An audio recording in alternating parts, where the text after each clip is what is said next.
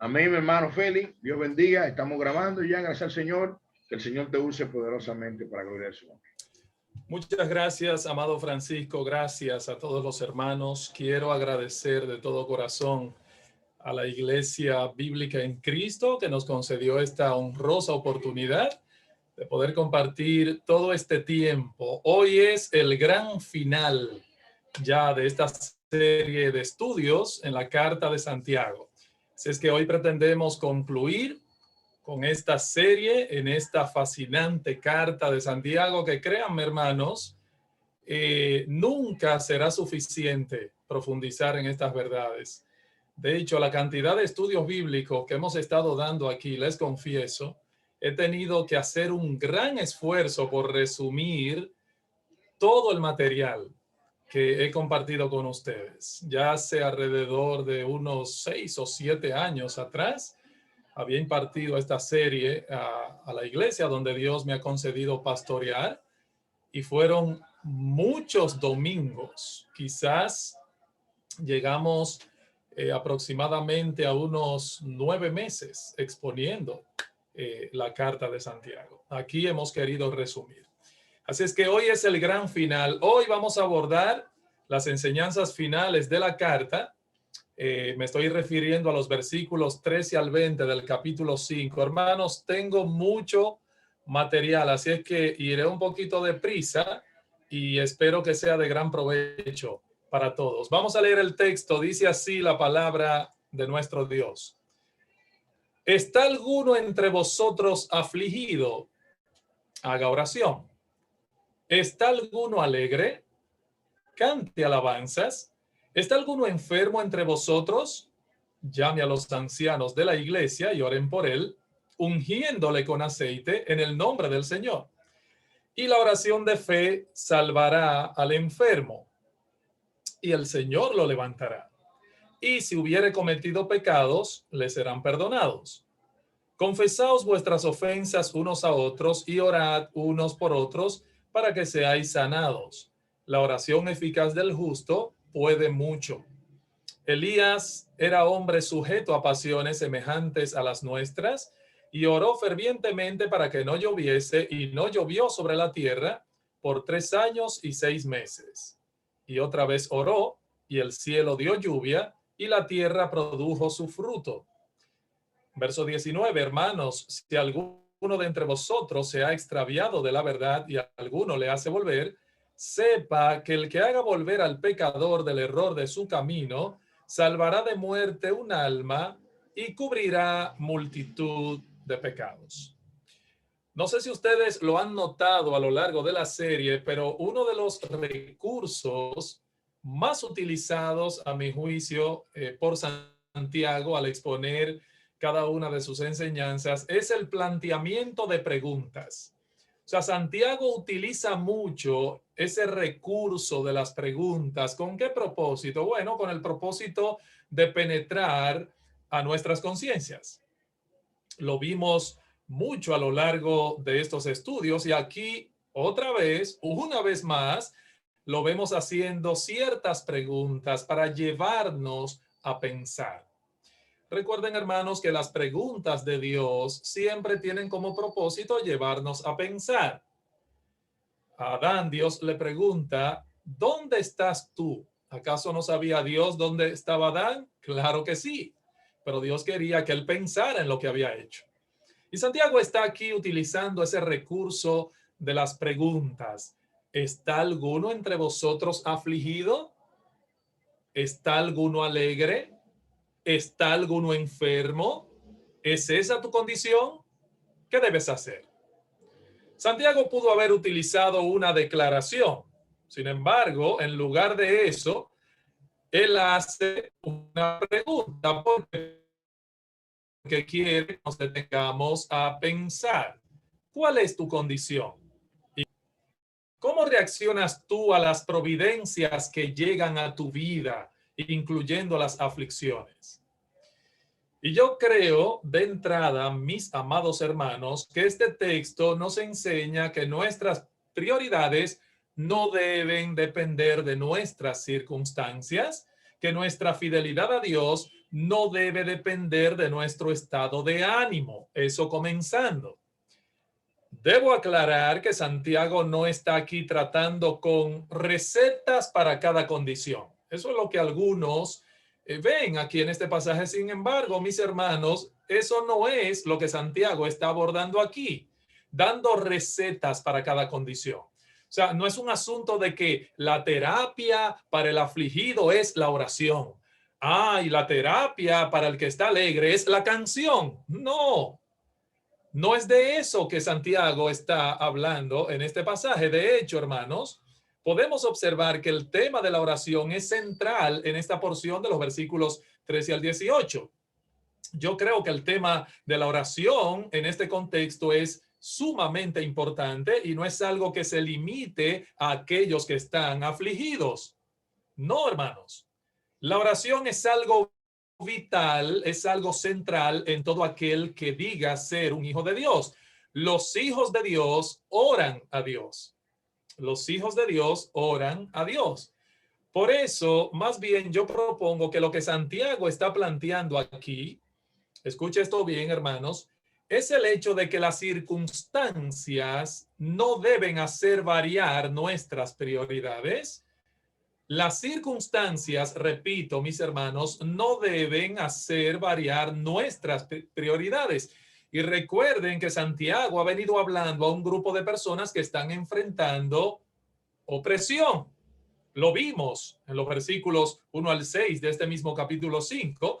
Y luego por eso vimos y estudiamos cómo la paciencia que Santiago menciona aquí debe ser algo que debemos poner en práctica para poder atravesar esas aflicciones de una manera piadosa, esperando en Dios, como él lo pronunció en el versículo 7. De manera que el versículo 13 más bien nos presenta dos prioridades que debemos mantener en nuestra vida cristiana. ¿Cuál es la primera prioridad? Bueno, la primera: ¿está alguno entre vosotros afligido? Haga oración. Haga oración. He ahí la prioridad de la oración. Y la segunda: ¿está alguno alegre? Cante alabanzas. Y ahí vemos la prioridad de la alabanza a Dios. Fíjense, no es una prioridad para una ocasión y otra prioridad distinta para otra ocasión. Yo no quiero que vean, hermanos, el texto con ese lente, porque el texto no está enseñando eso. Repito, hermanos, no es una prioridad para una ocasión y otra prioridad distinta para otra ocasión. Son dos cosas que hay que mantener siempre en nuestra vida cristiana. ¿Está alguno entre vosotros afligido? ¿Está siendo afectado por infortunios? ¿Está pasando por situaciones difíciles? ¿Cuál es tu reacción ante las dificultades? ¿Buscas la causa de tu problema en otros? ¿Buscas la forma de resolverlo a tu manera? ¿Tiendes a decaer de tal manera en tu espíritu que le atribuyes a Dios despropósito en lo que está pasando en tu vida? ¿O te embarga la incredulidad tu corazón para no aferrarte a las promesas de Dios? Entonces, mis hermanos, Santiago dice: haga oración. Note que no dice hagan oración. Eso no es lo que dice. Más bien dice: ese que está afligido, ese haga oración. Así que se trata de algo muy personal, de algo individual. Es un ejercicio de fe de la persona en aflicción. Es un ejercicio de fe. Haga oración, la prioridad de la oración. Y esta palabra que aparece aquí cuando él habla de afligido, esa palabra es interesante porque abarca mucho la palabra afligido que utiliza Santiago aquí. Creo que abarca tanto como la frase que utilizó al principio de la epístola cuando habló de diversas pruebas. Recuerden, hermanos, diversas pruebas, diferentes colores de pruebas. Son diversas aflicciones las que pueden afectarnos a nosotros, a cualquiera de nosotros. Puede incluir, por ejemplo, problemas por causa del evangelio. Puede estar incluyendo aquí incluso problemas familiares. Puede incluir problemas interpersonales, problemas laborales, problemas económicos, enfermedades, desastres naturales, la muerte de un ser querido. Todo eso, mi hermano, está incluido en ese término. ¿Quién no se ha identificado alguna vez con una pregunta como esta? ¿Está alguno entre vosotros afligido? ¿Quién no se ha identificado de nosotros con un tipo de pregunta como esta? Ahora, hermanos, hay que reconocer también que esta es una condición en la que tendemos, oye bien, nosotros tendemos a reaccionar de una manera impía, incrédula e insensata. Cuando viene la aflicción, nosotros o nos añoñamos demasiado, o empezamos a culpar a Dios indirectamente de la situación que estamos enfrentando. Y debemos volvernos a Dios en toda circunstancia en vez de cogernos pena a nosotros mismos y de asumir una actitud de autoconmiseración. En vez de eso, en vez de quejarnos y murmurar, hablemos con Dios. Hablemos con Dios. Y no es solamente orar para que Dios quite la aflicción, mis hermanos. Ese no es el punto aquí. Porque si solamente oramos para que Dios quite la aflicción, entonces no tenemos las prioridades correctas. Y no es que no oremos por eso, pero no debemos orar solamente por eso. No solamente por eso. Debemos aprender a encomendarnos a Dios, como dice el apóstol Pedro allí en su primera carta, capítulo 4, versículo 19. Encomendar nuestras almas al fiel Creador. Ponerlo, en otras palabras, en las manos de Dios y descansar en eso, hermanos. Descansar en eso. Si es que volvernos a Dios en toda circunstancia. Hermano, usted sabe el aliento que da para un creyente. Y muchas veces he tenido que practicar eso en mi propia vida cristiana, con mi familia, con mi esposa. Cuando tenemos una situación y oramos y lo pusimos ya en las manos de Dios, y yo le puedo decir a ella, mi amor, ya eso está en las manos de Dios. Ya oramos por eso. ¿Cuál es el problema? O sea, no tenemos por qué estar ansiosos, porque ¿para qué oramos? ¿Para qué lo pusimos en manos de Dios? Ya lloré por eso y descansar en el hecho de que ya, hermano, Dios está enterado antes de que tú se lo hayas pedido. Eso trae consuelo al corazón de un creyente. Ya lloré por eso. Luego, Santiago pregunta, ¿está alguno alegre? ¿Está alguno disfrutando de bienestar? Es la idea. Aquí no está hablando de alguien que estalla en risa, no. Está hablando de una condición de bienestar. Esos momentos que pueden llegar a nuestras vidas de bienestar, donde aparentemente no hay ninguna circunstancia en el momento que nos aflija.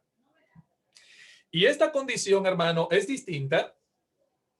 Y ahora se va al otro extremo, Santiago. Santiago está manejando a ambos extremos. ¿Está alguno alegre? Él responde, cante alabanzas. Esa es la directriz que debemos poner en nuestra mente. ¿Está alguno alegre? Cante alabanzas. Ahora, no olviden, mis amados hermanos, darle la gloria al dador de toda buena dádiva. No se olviden, dice Santiago, de exaltar a Dios y de manera, en este contexto, mantener a Dios como la prioridad en cada circunstancia de vuestras vidas.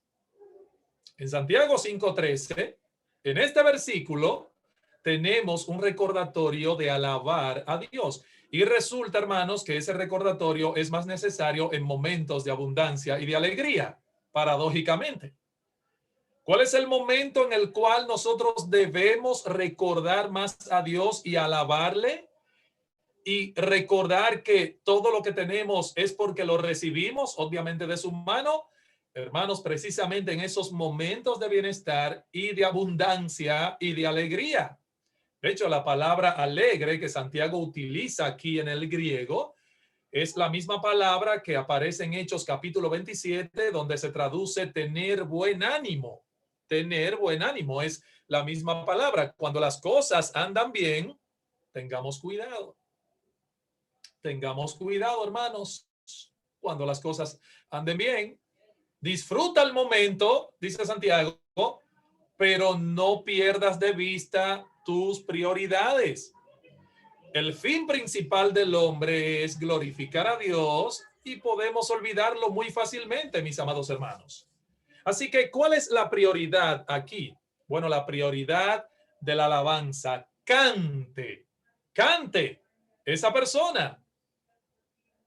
Alabanza, exalte a Dios. Quite la atención de sí mismo y ponla en Dios. Aclaro, no lleguemos a la conclusión de que aquí Santiago está diciendo, bueno, el que está triste, bueno, está exento de eso. Que no cante. Eso es para los que están alegres. No, hermanos, eso no es lo que Santiago está diciendo. No es de eso que se trata esta directriz. Todos, oiga bien, todos estamos llamados a alabar a Dios, ¿sí o no? Por supuesto. Lo que Santiago nos está enseñando es esa realidad de que en toda condición, no importa en cuál, en toda condición debemos mantener nuestras prioridades. Eso es lo que está diciendo. Por ejemplo, ¿qué hicieron Pablo y Silas cuando estaban encarcelados allí en el cepo, en la cárcel de más adentro en Filipos, amarrados en el cepo? ¿Qué hacían Pablo y Silas? Cantar alabanzas a Dios. Se sintieron privilegiados y cantaban alabanzas a Dios. ¿No era eso lo que hacía? Nosotros, mis hermanos, como dice Job 35:10, podemos cantar cánticos en la noche. Cánticos en la noche. Mis hermanos, esto nos enseña que la alabanza debe ser parte regular de nuestro estilo de vida. Eso es importante. La alabanza debe ser parte regular de nuestro estilo de vida. Alabar a Dios debe ser parte de nuestra prioridad. Una pregunta, hermano. Vamos a hacer un alto aquí para yo preguntarte algo. ¿Cuándo fue la última vez que tuviste un tiempo fuera de la iglesia en el que cantaste alabanzas a Dios, tú solo? ¿Cuándo fue la última vez? Ojalá no haya sido mucho tiempo atrás, porque debe ser la expresión de lo que internamente está en tu corazón, motivado por la llenura del Espíritu, como dice Efesios 5:18, basado en la palabra de Dios. Debe ser eso, hermano, lo que motive tu alabanza a Dios en cualquier circunstancia. No nos gloriamos en las cosas externas que disfrutamos, nos gloriamos en Dios, el dador de esas cosas. Él es nuestra satisfacción, Él es nuestro gozo, Él es nuestra alegría, hermanos. Dios nos basta, con o sin nada en esta vida. Por eso yo entiendo que nuestro gozo no depende de nuestras circunstancias. A lo menos no debe depender de nuestras circunstancias, porque a veces demostramos como que pareciera que eso es así, y eso no es así bíblicamente hablando. Y por eso se nos llama a regocijarnos en el Señor. Estad siempre gozosos. Primera Tesalonicenses 5:16. ¿Cuándo, Pablo, debemos estar gozosos? Siempre, dice el texto. ¿Y qué significa en griego la palabra siempre? Eso mismo, siempre. ¿Qué hacemos con este mandamiento? Estad siempre gozosos.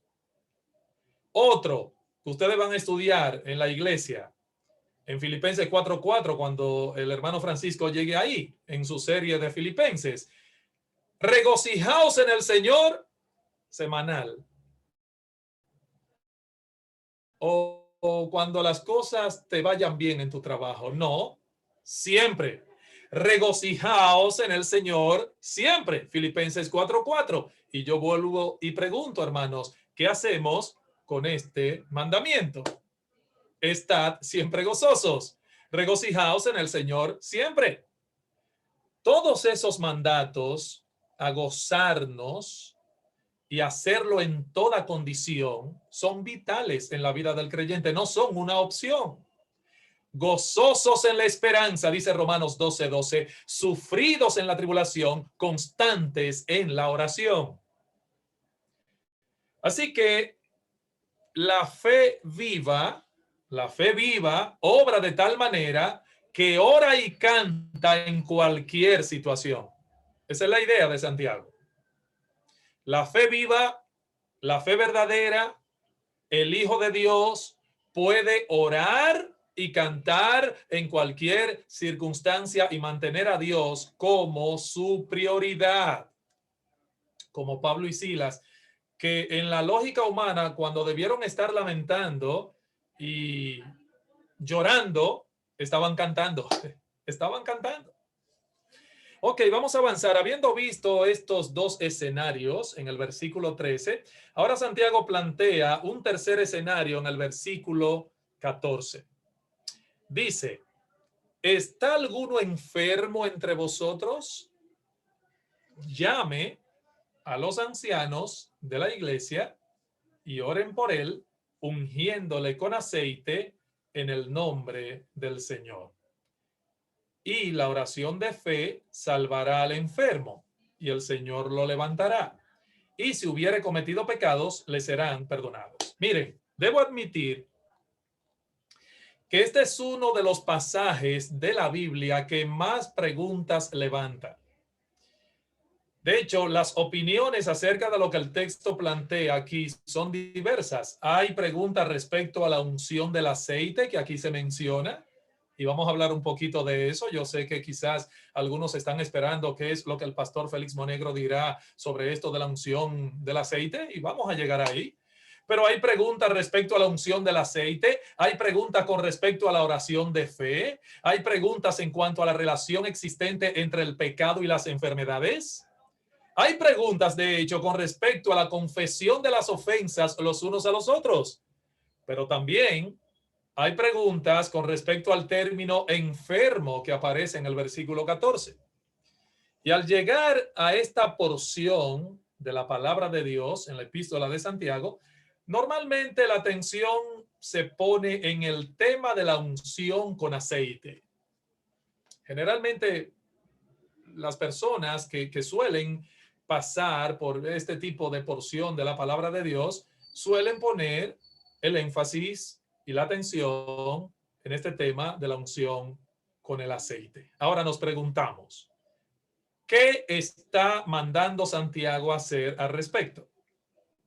¿Acaso está diciendo Santiago que comencemos un nuevo ministerio en la iglesia llamado el ministerio de la unción con aceite? ¿Es eso lo que Santiago está diciendo aquí? ¿Cuál es el énfasis en esta sección de la carta de Santiago? ¿Acaso es el énfasis la unción? No, hermanos, no. El énfasis del texto no está en la unción con aceite. El énfasis del pasaje es muy obvio. El énfasis está en la oración.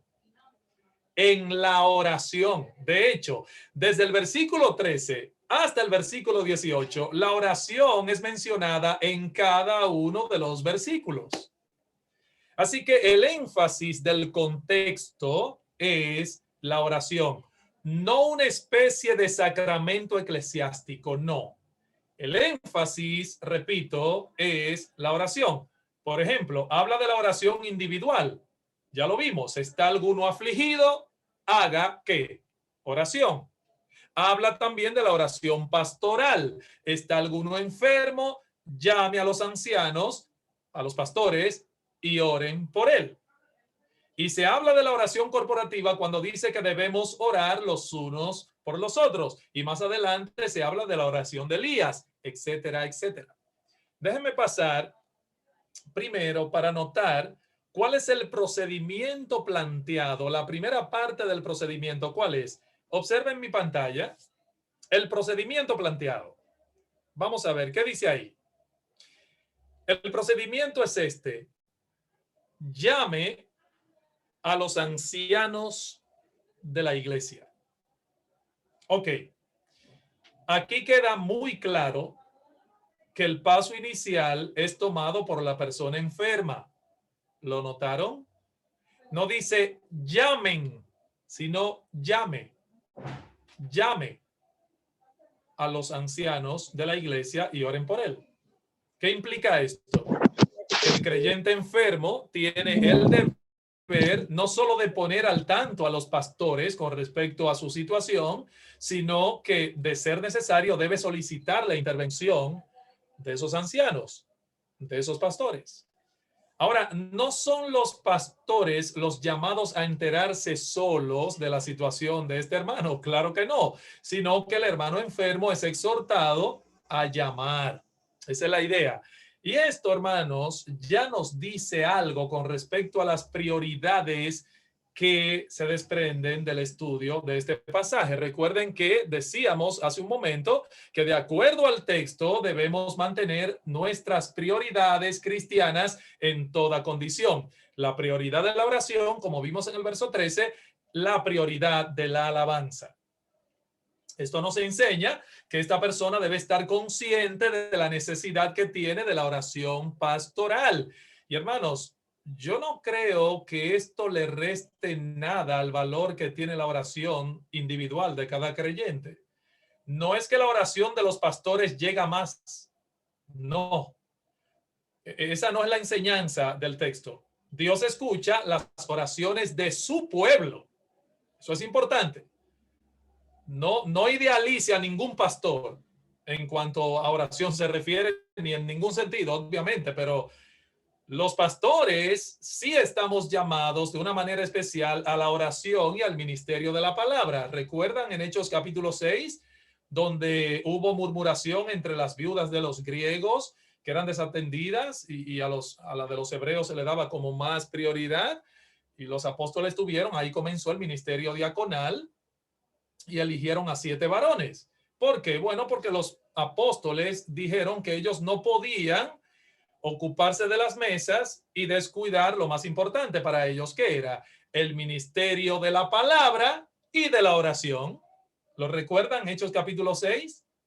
Así que los pastores estamos llamados de una manera especial a la oración y al ministerio de la palabra. Eso es prioritario en el ministerio pastoral. De ahí es que entonces esta segunda parte del procedimiento nos dice de la oración de los pastores.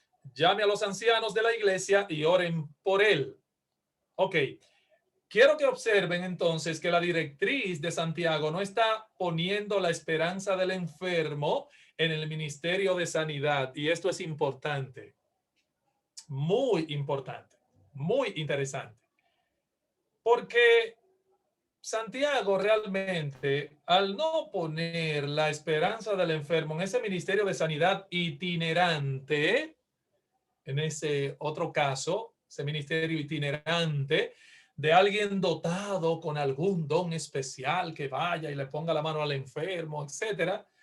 Aquí no está diciendo, Santiago no está diciendo, bueno, perdónenme, no Santiago, porque yo no creo que Santiago se le ocurra eso, pero vamos a poner un caso hipotético.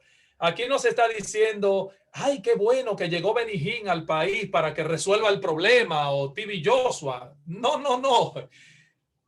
El énfasis, hermanos, aquí no está en eso.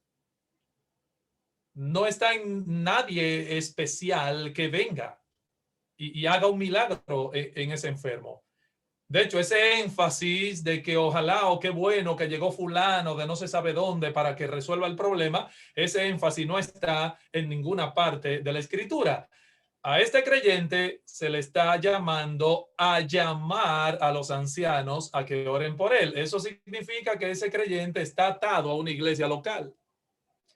Ese creyente está bajo la supervisión de un ministerio pastoral.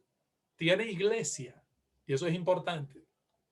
Es una confianza esta no bíblica la que deposita o se deposita en algunos hombres que son considerados como gurúes espirituales y con cierta unción extraordinaria. Hermanos, repito, sin miedo a equivocarme, esa es una confianza no bíblica la que muchas veces se deposita en hombres que según algunos tienen ciertas capacidades o ciertas unciones, porque hablan de muchas muchos tipos de unción. Así que aquí no está contemplado ni siquiera la intervención de una persona con esa categoría que haría este milagro. Este enfermo no iba a esperar a un milagrero. Claro que no. El mandamiento es demasiado claro, mis amados hermanos. Él debía llamar a los ancianos de la iglesia para que oraran por él. Así que la respuesta de Santiago no contempla la obra de milagreros. Los ancianos son llamados especialmente para que oren y punto. Se acabó. Para más nada.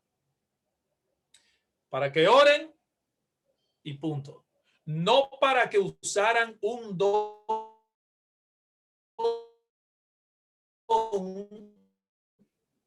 personal. Así que, con todo respeto, las campañas de sanidad no están contempladas ahí en ese pasaje, para estar claro. Ahora, tampoco Santiago da instrucciones a los ancianos para que reprendan la enfermedad. Yo creo que ustedes no vieron nada de eso en el pasaje. Repito, Santiago tampoco da instrucciones a los ancianos para que reprendan la enfermedad. Te reprendo enfermedad, sale en el nombre de Jesús. No, esos ancianos no tienen nada que decirle a la enfermedad, sino solo orar. Orar, tan sencillo como eso. Sencillamente orar, no reprender espíritus de enfermedades. Pero tampoco se habla aquí de imposición de manos. No. El procedimiento establecido por Santiago es un procedimiento de misericordia y de oración. Dice el texto, oren por él, ungiéndole con aceite. Vamos allá. ¿De qué se trata esta unción? La Iglesia Católica, Apostólica y Romana se basa en este versículo para apoyar el dogma de la extrema unción. ¿De dónde surgió esta práctica de la extrema unción? Bueno, según la Iglesia Católica, los sacerdotes tienen el derecho exclusivo para practicar este sacramento, según el cual, según ellos, tiene como propósito quitar todo remanente de pecado y fortalecer el alma del moribundo, según ellos. Ahora, esta práctica, hermano, debo señalar, históricamente se desarrolló por allá por los años 852 después de Cristo, esta doctrina de la extrema unción. Ahora, está claro, muy claro, que Santiago no está contemplando aquí algo como esto tan descabellado. Santiago no está hablando de preparar a alguien para la muerte. No, hermanos, de hecho, el contexto más bien habla de esperar curación. Espera sanidad. Habla de esperar que el Señor levante al enfermo. No de que se prepare el cuerpo de ese muerto, no. Entonces, ¿cuál era el propósito de este aceite? ¿Tiene este aceite un uso religioso? Podemos interpretarlo, como algunos dicen, como un uso simbólico. Hay otra pregunta que también me han hecho. ¿Es un uso simbólico el que se presenta aquí? Si es un uso simbólico, es algo que todavía tenemos que estar haciendo. ¿Cuál es el uso realmente del aceite aquí? Bueno, hermanos, en el Nuevo Testamento hay dos palabras griegas para hablar de unción. Muy bien, y eso es importante.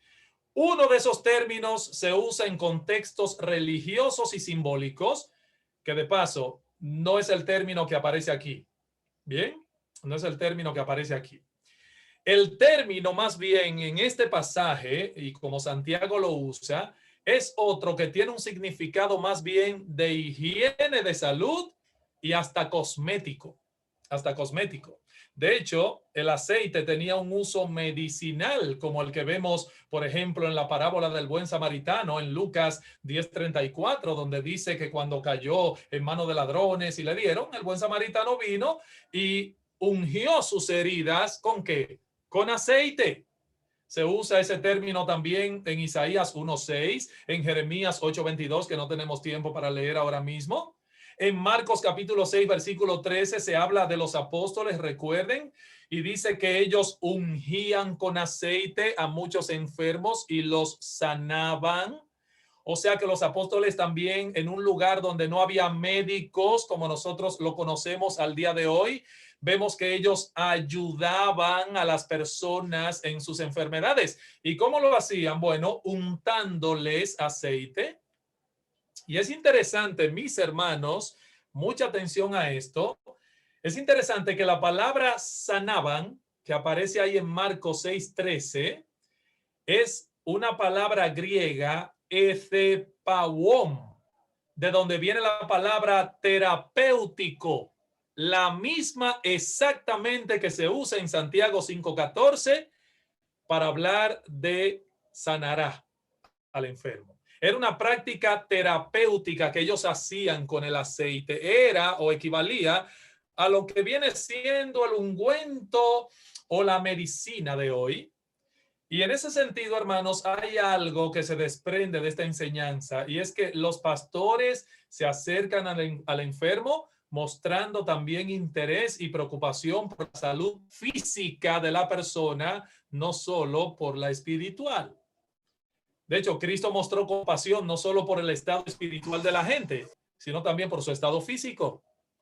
Y lo que Santiago está insinuando aquí es que la involucración de esos ancianos, la involucración de esos pastores, contempla el aspecto espiritual cuando habla de los pecados en el versículo 15, pero también la involucración con el cuerpo del enfermo. Nos interesa que esa persona, Dios la levante, Dios la sane, y por eso oramos por él. De manera que creemos que lo que Santiago está planteando aquí es una involucración pastoral en el cuidado tanto del alma como del cuerpo de esta persona. Las dos cosas. Debo aclarar, mis hermanos, de paso, que el pasaje no tiene nada en contra del uso de la medicina convencional, sino que por el contrario nos llama al uso responsable de los recursos puestos a nuestra disposición para fines medicinales. Hay sectores religiosos que no creen en que uno deba ir a un médico. El cristiano primero no se debe enfermar. Si se enferma es porque está en pecado, y eso vamos a hablar un poquito en breve de esa parte, pero tampoco debe estar buscando médico. ¿Para qué? Si Jehová es su médico. Sí, Jehová es mi médico también, pero yo voy a médico porque Dios usa medios muchas veces para sanar. Y es evidente en la misma escritura que Dios usa distintas maneras para obrar. A veces usa procesos naturales en el cuerpo. Claro que sí. A veces lo hace por medio de medicinas, y a veces cuando le place lo hace de manera milagrosa, por no, si es su voluntad. Fíjense que Pablo recomienda a Timoteo, por ejemplo, que usara un poco de vino por causa de su estómago y de sus frecuentes enfermedades. Primera Timoteo 5:23. Indudablemente yo creo que Pablo tenía el don de sanidad. Él podía orar por Timoteo y declarar la palabra de parte de Dios y Timoteo sanar de ese problema. Sin embargo, ¿qué dice Pablo? Le receta, le dice, ya no bebas agua, sino usa un poco de vino a causa de tu estómago y de tus frecuentes enfermedades. Era cierto que Pablo, teniendo el don de sanidad, podía orar y Timoteo ser sano de su estómago. Sin embargo, le dice, usa el medio. A veces también Dios sana con la intervención de médicos y de cirujanos. Cristo dijo que los enfermos tienen necesidad de médico en Mateo capítulo 10, versículo 15. Entonces, los enfermos tienen necesidad de médicos. Y Pablo se refiere a Lucas como el médico amado en Colosenses 4:14, lo que ciertamente indica que los creyentes necesitamos los servicios médicos, aun seamos creyentes. Dios usa los médicos en el ministerio de sanidad. Como decía Dubois, un famoso cirujano francés, el cirujano cura la herida, Dios la sana. El cirujano cura la herida, Dios la sana. Ok, Pastor Monegro, ¿y qué usted me puede decir de la frase y si hubiere cometido pecados, le serán perdonados. Bueno, hay que reconocer que hay enfermedades que sí guardan cierta relación con pecados personales. Eso es importante. Santiago reconoce que la enfermedad puede ser un medio que Dios utilice para hacer que cristianos inclusive que no andan bien se examinen. Es posible. Ahora, mis hermanos, también Dios lo usa para alcanzar a perdidos y salvarlos. La enfermedad. ¿Cuántas veces muchos que caen en gravedad se humillan y piden a Dios que les perdone y Dios los salva? Claro que sí. Dios usa medios para traer y llamar a las personas al arrepentimiento y fe. Y muchos dan testimonio, por ejemplo, de cómo oyeron por primera vez el evangelio estando enfermos, estando en una gravedad. Y eso ablandó sus corazones. ¿Cuál es el punto aquí, mis amados hermanos? El punto aquí es que Dios usa la enfermedad para llevar a cabo sus propósitos. Y eso es importante.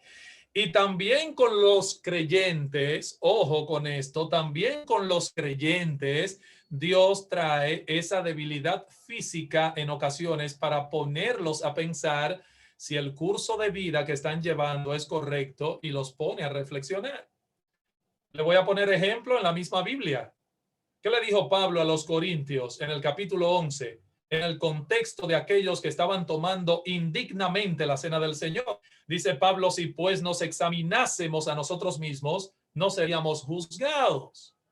Mas siendo juzgados, somos castigados por el Señor. ¿Para qué? Para que no seamos condenados con el mundo. Por lo cual, dice Pablo, hay muchos enfermos y debilitados entre vosotros y muchos duermen. Es decir, algunos Dios lo había cortado, a otros los enfermó, los arrojó en cama. El pecado puede tener parte en una enfermedad. Claro que sí. Ahora, mis hermanos, no estamos diciendo con eso que toda enfermedad es causa de un pecado en particular, porque cuando Job enfermó, vemos que esa no fue la situación. Así que tenemos evidencia bíblica de que ese no fue el caso en cuanto a Job. Pero sí estoy diciendo, hermanos, que hay ocasiones en que sí hay relación. Y Santiago lo reconoce. Dice, y si hubiere cometido pecados, le serán perdonados. Así que ciertamente puede haber en ocasiones esa relación entre la enfermedad y el pecado. Pero hermanos, aclaro, ese es un hilo muy fino en el cual humanamente nosotros no nos podemos meter, porque solo Dios conoce el corazón y solo usted conoce su corazón, en cierto modo. Cada uno, por eso dice, examinaos a vosotros mismos. Entonces, ante esa situación, es lo que dice Santiago, ya que ciertamente puede haber en ocasiones esa relación entre la enfermedad y el pecado, ante una situación como esta es oportuno, dice el hermano Santiago, llamar a los ancianos y decir, mira, lo que pasa con mi alma es esto y esto, y mi estado espiritual de verdad es este y este.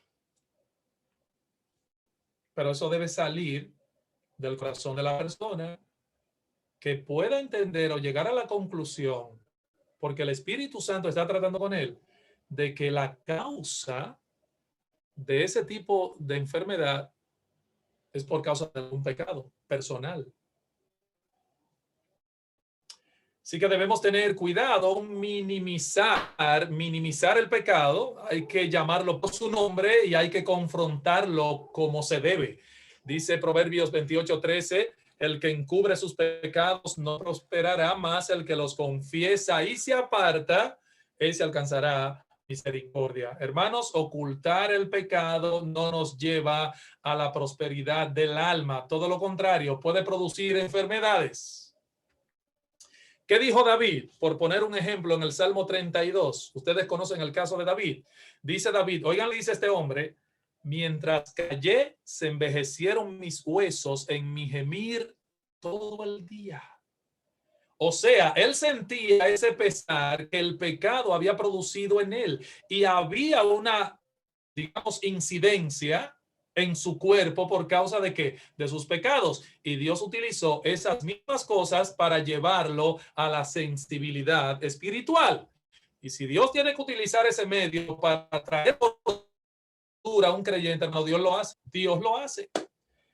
Y en ese contexto, vemos que Santiago nos instruye en el versículo 16 diciendo, confesaos vuestras ofensas unos a otros y orad unos por otros para que seáis sanados. La oración eficaz del justo puede mucho. Fíjense, es interesante que Santiago conecte el asunto de que si hubiera cometido pecado le serán perdonados con esto de que confesad vuestras ofensas unos a otros y orad unos por otros para que seáis sanados. Hermanos, ¿por qué Santiago dice esto? Bueno, lo que Santiago está diciendo aquí es que puede haber aún pecados que sean relacionales y que deban ser confesados a otras personas. Por eso debemos confesarnos unos a otros y orar los unos por los otros. Y aquí, hermano, no estoy hablando de la confesión auricular que hacen los curas en un confesionario. Eso está lejos de lo que Santiago está diciendo aquí. Estamos hablando de que si tenemos problemas con algún hermano, debemos ir y confesar nuestro pecado, no minimizarlo, no excusarlo, plantearlo como lo que es pecado, y saben que Dios tendrá misericordia de ti. Si es que no olvidemos que somos una comunidad de pecadores, eso es lo que somos, hermanos, una comunidad de pecadores que necesitamos de la gracia de Dios y estamos llamados a ministrar esa gracia los unos a los otros. Puede ser que detrás de tu situación física haya un mal espiritual no resuelto porque tienes conflictos con alguien. Hermanos, hay personas que se enferman cuando almacenan, por ejemplo, amargura contra otro. Se enferman. ¿Existe controversia en la iglesia? Bueno, tiene que ser resuelta esa controversia. No debemos ir a la iglesia a cantar como ángeles cuando sabemos en nuestros adentros que tenemos algo contra otro. Eso no le agrada a Dios. Entonces, este pasaje enfatiza la dependencia que nosotros tenemos de la vida en comunidad. Esa es la idea. Déjenme pasar mi siguiente diapositiva para continuar avanzando. Por otro lado, Santiago añade la oración eficaz del justo puede mucho. No puedo pasar por alto, hermano, esta parte del pasaje. Ahora, hay un punto importante aquí, hermanos. La palabra oración que aparece ahí es distinta a las que aparecen en ese mismo capítulo 5 con respecto al tema. Santiago no está usando la misma palabra oración que había utilizado anteriormente, porque el énfasis de la palabra oración ahí tiene tres connotaciones: súplica, ruego, una petición vehemente. Ese es el énfasis. La oración eficaz, el ruego, la súplica eficaz. Eso por un lado. Y por otro lado, la expresión puede mucho, la oración eficaz del justo puede mucho. Esa última expresión ahí de puede mucho es enfática en el texto. De hecho, en el original aparece al principio de la oración, no después. ¿Saben cómo dice en el original? Puede mucho. Ese es el énfasis. La oración eficaz del justo puede mucho. Literalmente, el texto dice, puede mucho la oración del justo en su operación, en su obrar. Eso es lo que dice. Puede mucho la oración del justo. O sea, es una oración que opera, de hecho, es eficaz. Y esa palabra eficaz es la traducción de la palabra griega energeo, de donde viene la palabra energía en español. O sea, es una oración enérgica, ferviente, como lo traduce algunas versiones. Es una oración que expresa fervor, la involucración de la pasión en medio de la oración, hermanos. Esa es la idea. Ahora noten que se trata de una oración que es presentada por cierto tipo de persona. dice, la oración eficaz ¿de quién? Del justo puede mucho. Del justo. ¿Cuál es la oración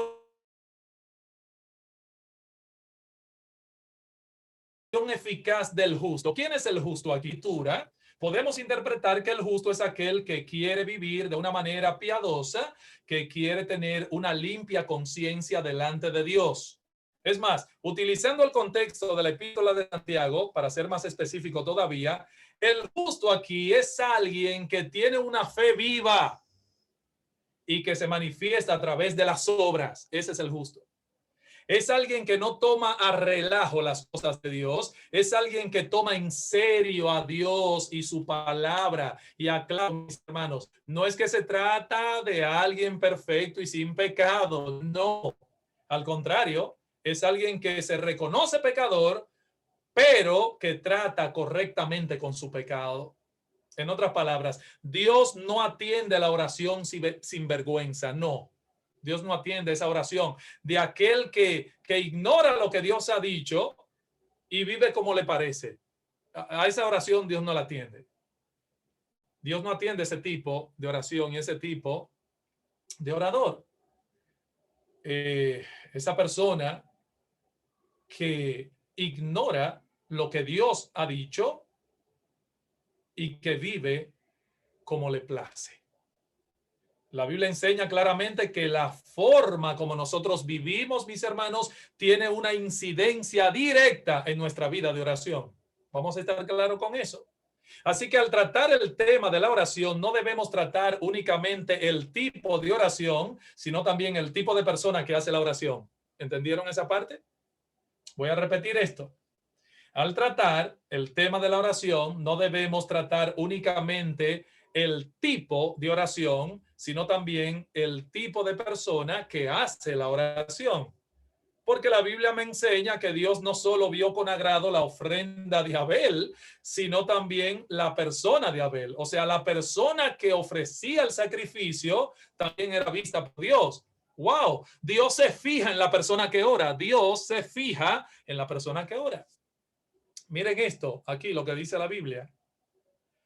Dice en el Salmo 34, versículo 15, los ojos de Jehová están sobre los justos y atentos sus oídos al clamor de ellos. De manera que es prerrogativa de Dios escuchar a quien Él quiera y Él ha determinado escuchar las oraciones de los justos y no prestar oídos a los que no tienen interés en él. Dios ha decidido esto. Dios escucha la oración de los justos. Él oyó la intercesión de Abraham cuando clamó por su sobrino Lot. ¿Se acuerdan? Para que éste no fuera destruido con los sodomitas. Pero Dios atendió la intercesión de Moisés cuando clamó por el pueblo para que no fuera destruido. O sea, él prestó atención a la súplica porque era su siervo, porque era Moisés. Este tipo de oración, hecha por el tipo de persona señalado aquí, es la que Santiago dice, puede mucho, puede mucho. Ese tipo de oración hecha por ese tipo de persona es la que puede mucho. Hermanos, qué consolador resulta para un verdadero hijo de Dios el saber que la oración no es un ejercicio vano, sino que al orar, obtenemos resultados.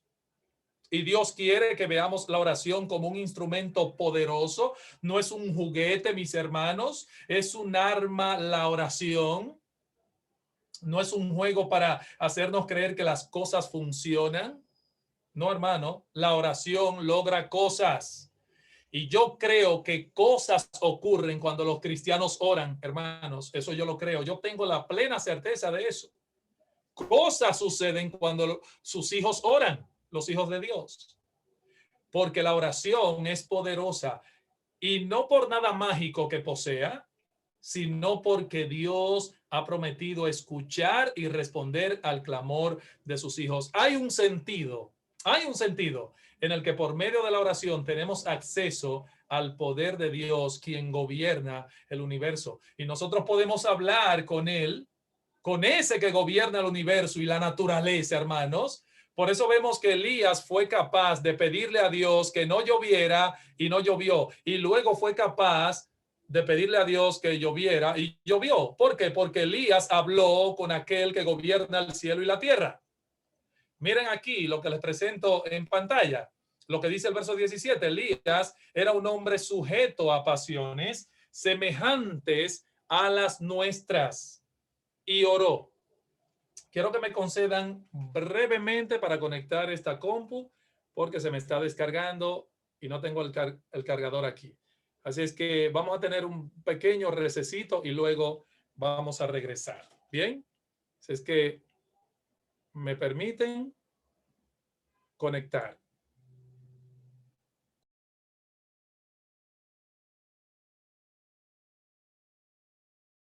Amados hermanos, para continuar con el estudio. Entonces, nos quedamos en esta parte donde Santiago nos presenta el ejemplo de Elías, el profeta Elías. Ahí está el ejemplo de Elías, un hombre sujeto a pasiones semejante a las nuestras. Elías no era un superhombre, no, hermanos. Elías era más bien un hombre sujeto a pasiones como la que nosotros tenemos. Y en ese sentido, debo decir que la oración, hermanos, sin embargo, llegó, no por ser Elías, un super santo, no, pero tenía limpia conciencia. Elías era un hombre recto, celoso de Dios. Por eso llegó su oración a la presencia de Dios por medio de la fe. Aunque hizo milagros, era un mero hombre, como nosotros, como tú, como yo. No estaba divinizado Elías, tuvo hambre, fue perseguido y huyó de una mujer que lo quería matar. Es más, le pidió a Dios inclusive que le quitara la vida. Ese hombre oró fervientemente para que no lloviera y no llovió. Y luego oró para que lloviera y llovió. Y dice Santiago, él oró fervientemente. Ese es un hebraísmo, hermanos. El mismo hebraísmo que aparece allá en Génesis capítulo 2, cuando dice, muriendo morirás. O sea, él oró una oración. Esa es la idea. Eso es lo que dice Santiago acerca de Elías. Esta es una forma hebrea para hacer un énfasis. Él oró fervientemente. Él oró una oración. Es lo que dice el texto. Así que Elías oró fervientemente. Y en ese sentido, la forma en la que este hombre, Elías, oró, es una explicación de lo que vimos en el versículo 16 acerca de la oración eficaz. ¿Qué es esa oración eficaz? Una oración hecha con el alma, mis hermanos. Como decía hace un momento, una oración que sale del corazón, que haya acuerdo entre mi lengua y lo que mi corazón siente. Eso es importante. De hecho, hermanos, es mejor para nosotros tener un corazón sin palabras que palabras sin corazón. Asegurémonos que cuando estemos orando a Dios sean cosas que salgan del corazón. Elías oró y los cielos, tierra de Palestina, y luego oró y Dios abrió los cielos y llovió. Y hermanos, la eficacia de la oración no es para cierto tipo de creyentes, no. El poder y la energía de la oración está disponible para todo cristiano. La pregunta es, ¿creemos nosotros en lo que Dios nos dice sobre la oración? Quiero terminar ya con los siguientes versículos, los versículos brevemente 19 y 20, donde Santiago habla del ministerio de la restauración. Hermanos, si alguno de entre vosotros se ha extraviado de la verdad y alguno le hace volver, sepa que el que haga volver al pecador del error de su camino, salvará de muerte un alma y cubrirá multitud de pecados. Bueno, mis hermanos, Santiago concluye así la epístola y con este texto debemos reconocer y admitir que aunque la Biblia enseña que los que apostatan salen de su identificación con el pueblo de Dios porque nunca fueron parte de él, sin embargo, hermanos, hay que reconocer, hay que admitir el hecho de que los cristianos podemos experimentar regresión espiritual y a veces, lamentablemente, en niveles muy severos. Santiago se dirige a hermanos aquí. Dice, hermanos, si alguno de entre vosotros se ha extraviado de la verdad. Él se refiere a estos hermanos y esta palabra extraviados es la palabra planao, de donde viene la palabra planeta. ¿Y qué tienen los planetas? Bueno, tienen una órbita. ¿Cuál es la idea? La idea aquí es que si alguno se ha salido de su órbita, hermanos, si alguno está planeteando por ahí, hermanos, tenemos una labor que cumplir. Lamentablemente es un hecho. Los cristianos podemos salir de nuestras órbitas. Esa es una realidad. Si así no fuera, ¿qué hacemos entonces en la manera en que Pedro negó a su Señor? Pedro dijo, yo no conozco a ese hombre, hermano, un pecado muy triste. Y Dios permitió que Pedro fuese zarandeado. Ahora el Señor también le dice esta palabra, pero yo he rogado por ti que tu fe no falte y tú, una vez vuelto, confirma a tus hermanos. Es la misma palabra que usa Santiago cuando dice que el que haga volver o convierta esa alma del error de su camino, la salvará de muerte. Esa palabra que Cristo dice, y tú una vez vuelto, Pedro, vuelto, confirma a tus hermanos. Ahí está la palabra. Este cristiano se extravía, este cristiano cae y vuelve. Y tú, una vez vuelto, confirma a tus hermanos. La experiencia que Pedro iba a tener iba a ser útil para la restauración de los demás, es lo que Cristo está diciendo. Dios usó esa caída en Pedro. ¿Para qué? Para la restauración de los demás. Miren, hermanos, le voy a hacer esta breve anécdota. Durante los días de la Reforma en Inglaterra, yo estuve viendo el caso de Tomás Vilni. Vilni pasó a formar parte de un grupo de mártires que ofrendaron sus vidas por la causa de Cristo antes que ceder a las exigencias de la Iglesia de Roma. Pero ¿saben una cosa, hermano, que pasó? Vilni no siempre estuvo firme en sus convicciones. Él fue interrogado por contradecir las enseñanzas en cuanto al uso de reliquias, la adoración a los santos, las prácticas de peregrinaciones. Y él fue llevado, Vilni, a hacer un juramento de no diseminar esas enseñanzas, no diseminar las enseñanzas de Lutero. Él juró. Y en su debilidad, Vilni cayó, lo dejaron quieto. ¿Qué pasó? Posteriormente se levantaron polémicas por una serie de sermones que él estaba predicando y él entonces es arrestado, fue encarcelado, dice la historia, y acusado de herejía. Ser acusado de herejía, hermano, en esa época implicaba ser quemado en la hoguera. ¿Qué pasa? Que el cumplimiento de la sentencia se pospuso varias veces, dándole a él oportunidad para que se retractara, lo cual finalmente sucedió. Vilni se retractó, echó para atrás y se retractó. Después, dice la historia, de estar un año encarcelado, lo soltaron en 1529 y regresó a su ciudad. Pero su remordimiento fue tal que 2 años después comenzó a predicar de nuevo lo que él creía que era verdad. Y esta vez fue apresado nuevamente y quemado en la hoguera, dando testimonio de su fe. Hermanos, los cristianos caen. Y ese hombre en su debilidad cayó. Lo mismo ocurrió con Cranmer. Ustedes han oído la historia de Cranmer, otro de los reformadores ingleses. Él firmó su propia retractación y cuando fue allí para firmarla, él se arrepintió de haberse retractado. Lo llevaron a la hoguera.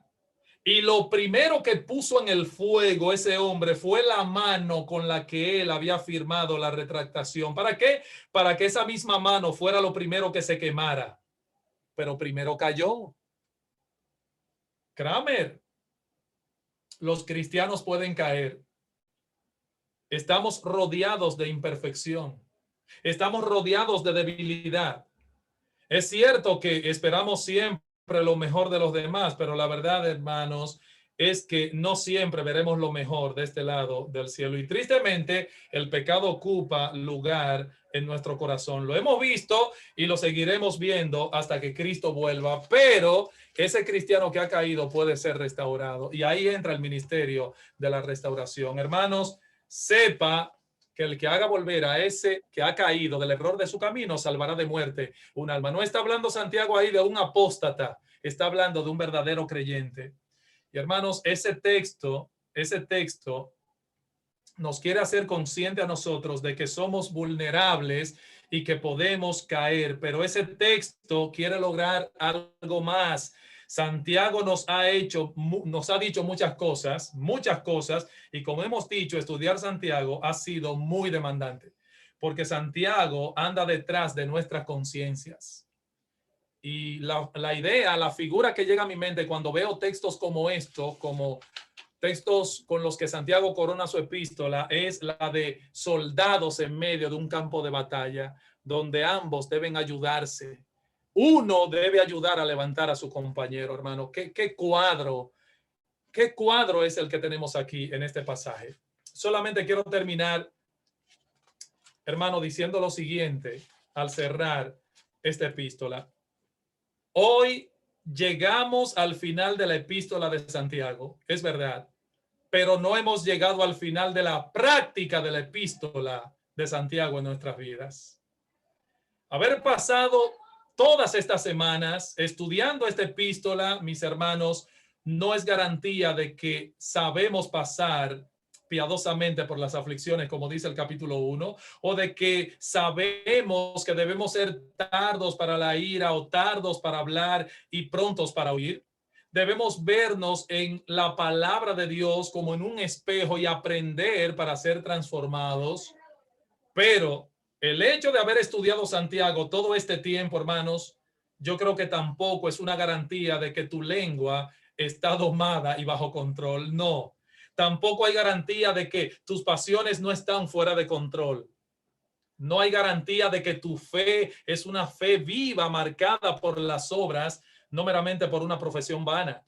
Hermanos, termino diciendo que ahora es que la obra comienza, ahora es que la obra empieza, ahora es que nosotros tenemos un reto por delante de practicar las cosas que oímos y escuchamos, de ponerla en nuestro corazón. Ese es el reto, hermanos. He aquí, tenemos un laboratorio continuo entre nosotros para practicar la palabra de Dios, porque la iglesia es un hospital. Es mi oración que Él nos ayude a guardar cada uno de estos estudios y, de ser necesario, ir a los videos y repasar todo lo que el Espíritu Santo nos ha venido enseñando a través de su palabra. Que Dios nos bendiga, hermanos, que Dios nos ayude.